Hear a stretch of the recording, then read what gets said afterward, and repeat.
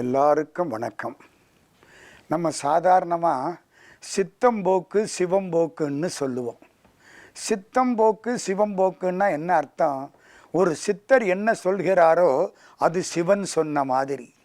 ஒரு சித்தருக்கு பின்னால் போனால் அது சிவத்துக்கு பின்னால் போன மாதிரி. அப்போது சித்தர் என்பது சிவபெருமான். அதனால தான் சிவபெருமானுக்கே சித்தர்னு பேர். முதல் சித்தர் சிவபெருமான் தான். முத்தனே முதல்வா முக்கணா முனிவா மொட்டரா மலர்பரித்திரைஞ்சி பக்தியாய் நினைந்து பரவுவார் தமக்கு பரகதி கொடுத்தருள் செய்யும் சித்தனே என்று மாணிக்கவாசக சுவாமி திருவாசகத்திலே இந்த சிவபெருமானை பேசுகிறார். சித்தர்கள் இந்த உடம்பை பொன்னாக்கியவர்கள். நம்ம வெளியில் பாட்டு கேட்குறோம், காயமே இது பொய்யடா வெறும் காற்றடைத்த பையடா என்று நம்ம பல பேர் பாட கேட்கிறோம். ஒரு சாதாரணமான ஒரு குயவன் செய்த மண்ணு பாண்ட ஓடடா அப்படின்னு சொல்கிறாங்க. இந்த காயம் பொய்யா? இல்லை, இதுக்கு மெய்யின்னு பேர் வைக்கிறோம். உடம்பை மெய்யின்னு தானே சொல்கிறோம், பொய்யின்னா சொல்கிறோம். ஆனால் உடம்பு பொய், இருப்பது பொய், போவது மெய் அப்படின்னு எல்லாரும் சொல்கிறாங்க. தோளால் சுவர் வைத்து நாலாறு காலில் சுமத்தி இரு காலால் எழுப்பி வளை முதுகோட்டி கையினாற்றி நரம்பால் ஆர்க்கையிட்டு தசை கொண்டு மேய்ந்த உடம்பு அப்படின்னு கந்தர் அலங்காரத்தில் அருணகிரிநாத சுவாமி சொல்றார். அப்போ இந்த உடம்பு பொய்யா மெய்யா? பொய்ன்னு சொல்லலாமா? சொல்லக்கூடாது. சித்தர்கள் பொய்யான உடம்பை மெய்யாக்கியவர்கள். சுவர் இல்லாமல் சித்திரம் திட்ட முடியாது. இந்த உடம்பு இல்லாமல் ஞானத்தை அடைய முடியாது. இந்த உடம்பு என்பது வினைகளை அனுபவிப்பதற்கு மட்டுமல்ல, இறைவனுக்குரிய கோயிலாக மாறி நம்மை இறைவனாக மாற்றுவது இந்த உடம்பு. இதைத்தான் சித்தர்கள் சாதித்தார்கள். யோக சாதனை மூலம் காய சித்தி பெற்றவர்கள் சித்தர்கள். யோகத்தினாலே இந்த உடம்பை நிலையானதாக மாற்றியவர்கள் சித்தர்கள். வள்ளற் பெருமான் ஒரு பெரிய சித்தர். ராமலிங்க சுவாமி ஒரு முறை பேசிக்கிட்டு இருக்கிற பொழுது அவரை புகைப்படம் எடுத்தார்கள். அந்த உடம்பு பிரணவ தேகம் புகைப்படத்துக்குள்ளே அடங்கலை. எடுத்து பார்க்குறாங்க, வெள்ளையாக இருக்குது. ஒருத்தர் என்ன பண்ணார், கெட்டிக்காரத்தனமாக மண்ணு கொண்டு வந்து சாமி பேசிக்கிட்டு இருக்கிற பொழுது அழகாக அவர் மாதிரி ஒரு திருவுருவம் மண்ணில் செஞ்சிட்டார். அதுக்கு கலரெல்லாம் கொடுத்து வெள்ளை கலர் கொடுத்து எடுத்துக்கிட்டு போய் சாமிகிட்ட கொடுக்க, ராமலிங்க சாமி அதை அப்படி கையில் வாங்கி பார்த்தார். அடப்பாவி, பொன்னான உடம்பை மண்ணாக்கி விட்டியே, கீழே போட்டு உடைச்சி விட்டார். இந்த உடம்பு பொன்னான உடம்பு தெரியுமா, இதை போய் மண்ணாக்கி விட்டியே. கடைசி வரைக்கும் அவருக்கு புகைப்படம் கிடையாது. அந்த பிரணவ தேகத்தை புகைப்படம் எடுக்க முடியவில்லை. ஆனால் மண்ணினாலே செய்த உருவம்தான் பின்னாலே நமக்கெல்லாம் கிடைச்சது. அவர் என்ன சொல்றார், இந்த உடம்பு பொன்னான உடம்பு. சடங்குகளுக்கும் ஜாதிகளுக்கும் அப்பாற்பட்டவர்கள் சித்தர்கள். சித்தர்களை பற்றி சில செய்தி பொதுவாக சொல்லுகிறேன். ஒன்றென்றிரு தெய்வம் உண்டென்றிரு என்று வாழ்ந்தவர்கள் சித்தர்கள். ஒன்றே குலமும் ஒருவனே தேவனும். இதெல்லாம் யாரு சொன்ன வார்த்தை? திருமூலர் திருமந்திரத்தில் உள்ள வார்த்தை. உடம்பினுக்குள்ளே இறைவன் இருக்கிறான். ஒரு சித்தர் அழகா பாடுவார். நம்ம கூட அந்த காலத்தில் படங்கள்ல எல்லாம் கேட்டிருப்போம். ஏதோ நாஸ்திக பிரச்சாரம் மாதிரி நமக்கு தெரிஞ்சிருக்கும். நட்டகல்லை தெய்வம் என்று 4 புஷ்பம் சாத்தியே சுற்றி வந்து முணுமுணுத்து சொல்லு மந்திரம் ஏதடா. இதைத்தான் எல்லாரும் சொல்லுவாங்க. ஒரு கல், அந்த கல்லை போய் சுற்றி வர்றீங்க, 4 மலர்களை வைக்கிறீங்க, அதுக்குள்ள கடவுள் எப்படிரா இருப்பாரு? இல்லை, இதைத்தான் எல்லாரும் சொல்லுவாங்க. இதுக்கு அப்புறம் ஒரு 2 வரி இருக்கு, அதுதான் முக்கியம். நட்டகல்லை தெய்வம் என்று 4 புஷ்பம் சாத்தியே சுற்றி வந்து முணுமுணுத்து சொல்லு மந்திரம் ஏதடா. நட்டகல்லும் பேசுமோ நாதன் உள்ளிருக்கையில். உன் உடம்புக்குள்ள கடவுள் இருக்கிற பொழுது இந்த கல் எப்படிரா பேசும்? சுட்ட சக்தி சத்துவம் கரிச்சுவை அறியுமோ. ஒரு சட்டியில் சாதம் பண்ணணும், இன்னொரு சட்டியில் குழம்பு வச்சோம்.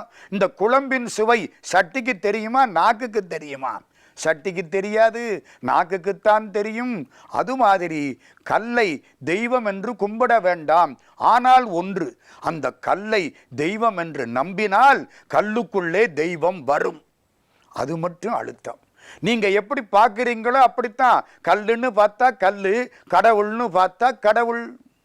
கண்ணதாசன் அழகா சொல்லுவார், கண்ணிலே அன்பு இருந்தால் கல்லிலே தெய்வம் வரும். உன் கண்ணிலே அன்பு இருக்குமானால் கல்லில் தெய்வத்தை பார்க்கலாம், இல்லாவிட்டால் அது கல்தான். இதையெல்லாம் மனதில் வைத்துக்கொண்டு சித்தர்கள் உடம்புக்குள்ளே இறைவனை கண்டார்கள். உள்ளம் பெருங்கோயில் ஊனுடம்பு ஆலயம் என்று பேசியவர்கள் சித்தர்கள். உயிரோடு இருக்கும் பொழுதே சிவமாக வேண்டும் என்று நினைத்தவர்கள் சித்தர்கள். அதனால தான் மாணிக்கவாசக சுவாமி முத்தி நெறி அறியாத மூர்கரோடு முயல்வேனை பக்தி நெறி அறிவித்து படவினைகள் பாரும் வண்ணம் சித்தமலம் அறிவித்து சிவமாக்கி எனையாண்ட அத்தன் என கருளியவாறு பெறுவார் அச்சோவேன். மோட்சத்துக்கு போறதுக்கு வழி தெரியாம மூர்கனோடு தெரியக்கூடிய என்னை சிவபெருமான் வந்து பார்த்து தடுத்து ஆட்கொண்டு இது பக்தி பாதை என்று காட்டி வினைகளையெல்லாம் மாற்றி அவன் திருவடியில் சேர்த்து என் சித்தத்தை சிவமாக்கினார். சித்தமலம் அறிவித்து சிவமாக்கி, இதுதான் சித்தர்கள் செய்யக்கூடிய செயல். இந்த உடம்புக்குள்ளே இறைவன் இருக்கிறான். இந்த உடம்புதான் கோயில். உடம்பு நிலையான கோயில். இறைவன் எப்படி இருக்கிறான்? ஜோதிமயமாய் இருக்கிறான். ஒரு காலத்திலே அந்த வழிபாடுதான் நிற்கும். உரு முன்னால அரு பின்னால. ஆண்டவனை உருவமா கும்பிடுறது முதல் படி. அதுக்கு மேல அருவமா நினைக்கிறது இரண்டாவது படி. அதுக்கும் மேல ஜோதியாக வழிபாடு செய்வது மூன்றாவது படி. ராமலிங்க வள்ளற் பெருமான் ஒரு பெரிய சித்தர், சாமு சித்தர் என்று ஊரனடிகள் அவருக்கு பெயர் வைப்பார். அவ்வளவு பெரிய பரம ஞானி. முதல்ல என்ன பண்றார்? எல்லா தெய்வத்தையும் கும்பிடுவார். முருகனை கும்பிடுவார், விநாயகரை கும்பிடுவார், அம்பாள் பராசக்தியை கும்பிடுவார், துலுக்கானத்து ரேணுகைக்கு பாட்டு பாடுவார், நாராயணமூர்த்தியை கும்பிடுவார். இது முதல் படி. அதுக்கடுத்த ஒரு படி நடராஜமூர்த்தியை மட்டும் கும்பிடுவார். அதுக்கு அடுத்த ஒரு படி அருட்பெருஞ்சோதி தனிப்பெருங்கருணை ஜோதி வடிவம் ஜோதியை கும்பிடுவார். இதுதான் சித்தர்களுடைய நிலை. உலக மக்களுக்காக ஒவ்வொரு படியாக மேலே வந்து கடைசியில் மோட்சம் என்பது ஒளியும் வெளியும் தான் என்று காட்டிய பெருமக்கள் சித்தர்கள். அன்பே சிவம் என்பது அவர்களுடைய நோக்கம். அன்பு வேறு, சிவம் வேறு அல்ல. நம்ம கோயில்களில் போய் வழிபாடு பண்ணுறோம். சில கோயில்களுக்கு போனால் மனசு ஈடுபடுது, சில கோயில்களுக்கு போனால் மனசு ஈடுபடலை. ஏன்? சில கோயில்கள் வியாபாரமாகி விட்டன. சில ஆலயங்கள் மனசுக்கு நிம்மதியாக இருக்க. ஏன்? பழனிக்கு போனால் மனசை இழுக்குது, திருப்பதிக்கு போனால் மனசை இழுக்குது, சிதம்பரத்துக்கு போனால் மனசை இழுக்குது, மதுரைக்கு போனால் மனசை இழுக்குது. ஏன் சார்? எதனால? அங்கே எல்லாம் சித்தர்கள் சமாதி. மதுரையில் சுந்தரானந்தர் சமாதி. வெளிநாட்டிலிருந்து ஒருத்தர் வந்தார் மதுரைக்கு. இங்கே சித்தர் சமாதி இருக்காமேன்னு விசாரிச்சார். எல்லாரும் எங்கெங்கேயோ தேடினாங்க, ஆளாளுக்கு ஒவ்வொரு இடத்த காமிச்சாங்க. அவர் அதெல்லாம் இல்லைன்னுட்டார். அவர் ஒரு கணக்கு போட்டு வந்திருக்கார். முதல்ல என்ன பண்ணாங்க? அந்த சிவபெருமான் சித்தராக ஒரு கோலத்திலே உட்கார்ந்திருப்பார். அந்த ஆதி சித்தர் அவரை காமிச்சாங்க. இது இல்லைன்னுட்டார். அப்புறம் ஒவ்வொரு இடமா காமிச்சாங்க. நான் தேடி வந்த சித்தர் சமாதி இது இல்லைன்னுட்டார். கடைசியா 51 சிவலிங்கம் இருக்கும் மதுரை கோயில்ல. அக்ஷரலிங்கம்னு பேரு. அந்த இடத்துக்கு அழைத்து கொண்டு சென்றார்கள். அவரு பார்த்தார், இதுக்கு பக்கத்துல தான் அந்த சித்தர் சமாதி. எங்கே தெரியல. கணக்கு போட்டு பார்த்தார்கள். மேலே ஏறினார்கள். சொக்கலிங்க பெருமானுடைய சந்நிதி. முளைத்த மூர்த்தி சிவபெருமான். மதுரையில் சோமசுந்தர கடவுள் சிவலிங்கம் முளைத்த மூர்த்தி. கீழே தோண்டிக்கிட்டே போனா சிவலிங்கம் போய்கிட்டே இருக்கும், தூக்கி வைக்க முடியாது. மற்ற ஆலயங்களில் கும்பாபிஷேக சமயத்தில் சாமியை தூக்கி வச்சுட்டு எல்லா ஏற்பாடும் பண்ணுவாங்க. இங்கே அதெல்லாம் கிடையாது. மதுரை கோயில் சொக்கலிங்க பெருமான் தோண்ட தோண்ட தோண்ட கீழே சிவலிங்கம் போய்கிட்டே இருக்கும். அதனால தான் அப்பர் சாமி சொன்னார், முளைத்தானை மூவர்க்கும் முன்னே தோன்றி. இந்த வெளிநாட்டுக்காரர் வந்தவர் சோமசுந்தர கடவுள் சந்நிதிக்கு வந்துட்டார். சந்நிதியில வந்து நின்று பார்க்கிறார். மயிர்கூச்செடிகிறது, கண்ணீர் வடிகிறது. இதுதான் இடம், நான் தேடி வந்த இடம் இதுதான். அந்த சித்தருடைய சமாதி இதுதான். இந்த சித்தர் உள்ள இடம் இதுதான். அந்த சித்தருக்கு பேரு தெரியுமா? சுந்தரானந்தர்னு பேர். இன்னொரு பேரு மதுரேச சித்தர்னு பேர்.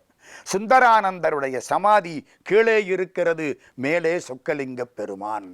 கொங்கண சித்தருடைய சமாதி கீழே இருக்கிறது, மேலே திருப்பதி வெங்கடாஜலபதி. எவ்வளவு கூட்டம் திருப்பதிக்கு போகுது, கோடிக்கணக்காக போகுது. போறவனவன் பூரா எவ்வளவு தள்ளுனாலும் ஆள் வந்துகிட்டே இருக்கு. பெருமாளை ஒரு நிமிஷம் பார்த்தா போதும், ஒரு நிமிஷமா ஒரு செகண்டு பார்த்தா போதும். அந்த அளவுக்கு பெருமை, சந்தோஷம், மகிழ்ச்சி. எல்லா துன்பங்களும் மாறுகின்றன. நான் பெருமாளை பார்க்கிறேன், பெருமாள் என்ன பார்க்கிறார்? எதனால? அந்த இடம் கொங்கண சித்தருடைய சமாதி. ராமேஸ்வரத்துக்கு போறோம், ராமலிங்கத்தை கும்பிடுறோம், மகிழ்ச்சியா இருக்கு. ஏன்? பதஞ்சலி என்ற முனிவருடைய சமாதி அங்கே இருக்கிறது. ஒவ்வொரு கோயிலுக்கும் ஒவ்வொரு சமாதி. பழனி ஏன் இவ்வளவு விசேஷம்? போகர் சமாதி. போகர் தான் அந்த உருவத்தை தீர்மானித்தவர். போகர் சமாதி பழனியிலே இருக்கிறது. வைத்தீஸ்வரன் கோயில் தன்வந்திரி சமாதி. வைத்தீஸ்வரன் கோயில் எல்லா நோய்களையும் மாற்றக்கூடிய சித்தர்கள் அடங்கினமையினாலே ஒவ்வொரு கோயிலுக்கும் சிறப்பு. சித்தர்கள் கீழே சமாதியானமையினாலே அந்த ஆலயங்கள் நம்முடைய நெஞ்சத்தை இழுக்கின்றன. இந்த பக்தருக்கும் சித்தருக்கும் என்ன வித்தியாசம்? தேப்போ மீனாட்சி சுந்தரனார் என்று ஒரு பேரறிஞர், மிக புகழ்பெற்ற அறிஞர், கிட்டத்தட்ட ஒரு சித்தர் மாதிரியே வாழ்ந்தவர். இறந்ததுக்கு பின்னால கூட சில அடியார்களுக்கு காட்சி கொடுத்தவர். நான் அதுக்கு மேலே சொல்லக்கூடாது. சில அடியார்கள் அவரை பார்த்தார்கள் இறந்த பின்னாலேயும். குருதேவர்னு அவருக்கு பேரு, தேப்போ மீனாட்சி சுந்தரனார். அவர் ஒரு முறை எழுதினார், பக்தருக்கும் சித்தருக்கும் என்ன வித்தியாசம்? கடவுளை காண முயல்பவர்கள் பக்தர்கள், கடவுளை கண்டு தெளிந்தவர்கள் சித்தர்கள். நாமெல்லாம் பக்தர்கள், கடவுளை காண வேண்டும் என்று எண்ணுகிறோம், முயல்கிறோம். சிவன் எவ்விடத்தான், எவர் கண்டனர், எங்க போய் பார்க்கலாம், தேடிக்கிட்டே இருக்கிறோம். நமக்கு பேரு பக்தர்கள். தேடி கண்டு தெளிந்து மற்றவர்களுக்கும் காட்டக்கூடியவர்கள் சித்தர்கள். அனுபூதி ஞானம் பெற்றவர்கள், மிஸ்டிக்னு ஆங்கிலத்தில் சொல்லுவான், அனுபவத்தினாலே ஞானம் பெற்றவர்கள். அட்டமா சித்தியும் பெற்றவர்கள் சித்தர்கள். அது என்ன அட்டமா சித்தி? அகிலாண்டேஸ்வரி சந்நிதியிலே தாயுமான சுவாமி என்ற சித்தர் திருச்சியில பாடுறார், திருவானைக்காவல்ல. திருவானைக்காவல் அம்மனுக்கு பேரு அகிலாண்டேஸ்வரி. அட்ட சித்தி நல்லன்பரு கருள விருது கட்டிய பொன்னன்னமே, அண்ட கோடி புகழ் காவை வாழும் அகிலாண்ட நாயகி என்னம்மையே. அட்ட சித்தியும் கொடுக்கிறேளும் வாழா. யாருக்கு? அடியார்களுக்கு. அட்ட சித்தி நல்லன்பருக்கு, அது முக்கியம். எல்லாருக்கும் இல்லை, நல்ல அன்பர்களுக்கு அட்டமா சித்தியும் தருகிறேன் என்று கொடிகட்டியவள் அகிலாண்டேஸ்வரியா. அட்ட சித்தி நல் அன்பருக்கருள விருது கட்டிய பொன்னன்னமே, அண்ட கோடி புகழ் காவை வாழும் அகிலாண்ட நாயகி என் நம்மையே என்று தாயுமான சுவாமி பாடுகிறார். அட்டமா சித்தியிலே முதலாவது அணிமா. அணிமான்னா என்ன? அணுவை போல சிறியதாவது, உடம்ப அணுவை விட சின்னதாக ஆக்கிக் கொள்வது, அதுக்கு பேரு அணிமான்னு பேர். ஆஞ்சநேய சுவாமி உடம்பை சிறியதாக்கி கொண்டு இலங்கையிலே சீதையை தேடினார். ரெண்டாவது மகிமா. மகிமான்னா மேருமலையை போல பெரியதாக்கி கொள்வது, உடம்பை மேருவை போல பெரியதாக்குவது மகிமா. மூணாவது லகிமா. லகிமான்னா லகு, காற்று போல உடம்பை எளிதாக்கி பறப்பது. நாலாவது கரிமா, யானை போல உடம்பை பருமனுள்ளதாக ஆக்குவது. இப்படி சொல்றேன், பழுவாக ஆக்குவது, அது கரிமா. பிராப்தி. பிராப்தின்னா எல்லாவற்றையும் ஆளக்கூடிய தன்மை, எல்லோரையும் தன்னை பக்கம் இழுத்து கொண்டு ஆளக்கூடிய தன்மை. அதுக்கு தேவையானது அடுத்தது வசித்துவம். வசித்துவம்னா எல்லோரையும் வசப்படுத்துதல். திருஞான சம்பந்தர் பாடினா எல்லாரும் கேட்பாங்க, அத்தனை பேரும் கேட்பார்கள், பார்வை வேற எங்கேயும் போகாது. வசித்துவம். அடுத்தது பராகாமியம். பராகாமியம்னா கூடு விட்டு கூடு பாய்தல். இந்த உடம்புல இருந்து அடுத்த உடம்புக்கு உயிரை செலுத்துதல். கடைசி ஈசத்துவம். ஈசத்துவம் நாம் விரும்பியதை செய்வது, என்ன வேணும்னாலும் செய்யலாம். இதெல்லாம் செய்தவர்கள் சித்தர்கள். அட்டமா சித்தி செய்தவர்கள் சித்தர்கள். அந்த சித்தர்களை பற்றி நாம் முறையாக சிந்தித்து கொண்டிருக்கிறோம். வாசியை ஒழுங்குபடுத்துவதன் மூலம் குண்டலினி சக்தியை எழுப்பக்கூடிய ஆற்றல் பெற்றவர்கள் சித்தர்கள். இதெல்லாம் சித்தர்களை பற்றி சில பொதுவான செய்திகள். திருமூலரிடத்திலே போகிறோம். இன்னொரு சித்தரை பற்றி சிந்திக்க இருக்கிறோம். 6 ஆதாரத்திலும் ஆண்டவனுடைய தன்மையை அறிந்து கொண்டவர்கள் சித்தர்கள். நம்ம உடம்புல 6 ஆதாரங்கள் இருக்கின்றன. அந்த 6 ஆதாரத்துக்கும் ரொம்ப அடிப்படையான சில தன்மைகள் உண்டு. இந்த 6 ஆதாரம் என்னன்னு தெரிஞ்சுக்கிட்டா நம்ம பார்க்கக்கூடிய திருமூலரை பற்றி ரொம்ப தெரிந்து கொள்ளலாம். இன்றைக்கு இப்பொழுது நாம் லேசாக திருமூலரை பற்றி கொஞ்சம் சிந்திக்க இருக்கிறோம். இந்த திருமூலர் இந்த 6 ஆதாரத்தின் வழியாக உடம்பிலே உள்ள அக்னியை மேலே எழுப்பக்கூடிய ஆற்றலை பெற்று நமக்கெல்லாம் சொல்லி கொடுத்தவர். மூலாதாரம், சுவாதிஷ்டானம், மணிபூரகம், அநாகதம், விசுத்தி, ஆக்ஞை அப்படின்னு 6 ஆதாரங்கள். இந்த மூலாதாரம் எங்கே இருக்கு தெரியுமா? ஜலம் போற பாதைக்கு 1/2 இன்ச்சு கீழே, மலம் போற பாதைக்கு 1/2 இன்ச்சு மேலே. அதை அவர் சொல்றார், எருவிடும் வாசலுக்கு 2 விரல் மேலே, கருவிடும் வாசலுக்கு 2 விரல் கீழே. அந்த இடத்துக்கு மூலாதாரம்னு பேர். இந்த மூலாதாரத்துக்கு மேலே போனால் அடுத்தது சுவாதிஷ்டானம். அது ஜலம் போகிற பாதை. அதுக்கு நேர் பின்னால் முதுகுத்தண்டில் உள்ள புள்ளி, அதுக்கு சுவாதிஷ்டானம்னு பேர். அதுக்கும் மேலே வந்தால் மணிபூரகம்னு பேர். இந்த மணிபூரகம் கொப்புள் இருக்குல்ல, கொப்புளுக்கு நேர முதுகுத்தண்டில் உள்ள புள்ளி. இது 3வது. இப்போ என்ன 3 பார்த்தோமா? மூலாதாரம், சுவாதிஷ்டானம், மணிபூரகம், அடுத்தது அநாகதம். அநாகதம் என்பது நெஞ்சில் இந்த டிக் டிக்னு அடிக்குது பாருங்க, அந்த இடத்துல அதுக்கு நேர முதுகுத்தண்டில் உள்ள புள்ளி, அதுக்கு பேர் அநாகதம்னு பேர். இந்த அநாகதத்துக்கு மேலே இந்த உள்ளே உள்ள இடம், உள்நாக்கும் வெளிநாக்கும் சேரக்கூடிய இடம், இந்த இடம், இதுக்கு பேர் விசுத்தின்னு பேர். மூலாதாரம், சுவாதிஷ்டானம், மணிபூரகம், அநாகதம், விசுத்தி. இது கழுத்தில் உள்ள புள்ளி, இதுக்கு நேர முதுகுத்தண்டில் உள்ள புள்ளி. இதுக்கு மேலே உள்ளது ஆக்ஞை. ஆக்ஞை என்பது 2 புருவத்துக்கு நடுவிலே, நெற்றிக்கு நேரே புருவத்து இடைவெளி, உற்றுற்று பார்க்க உணர்வுறும் மந்திரம் என்பது திருமூலர் வாக்கு. இந்த புருவ மத்திய ஸ்தானம், இதுக்கு பேர் ஆக்ஞைன்னு பேர். இந்த 6க்கு 6 ஆதாரங்கள்னு பேர். மூலாதாரத்தில் ஒரு அக்னி இப்படி சுருண்டு கிடக்கான். அந்த அக்னியை எழுப்பினால் அது சுவாதிஷ்டானம், மணிபூரகம், அநாகதம், விசுத்தி, ஆக்ஞை இந்த இடத்துக்கு வந்துருமா. இந்த இடத்துக்கு வந்த அக்னி வெப்பமாயிருக்கிறதுனால இந்த மேல் பகுதிக்கு சந்திர மண்டலம்னு பேர். அங்கே உள்ள அமுதம் அப்படியே வழியுமா.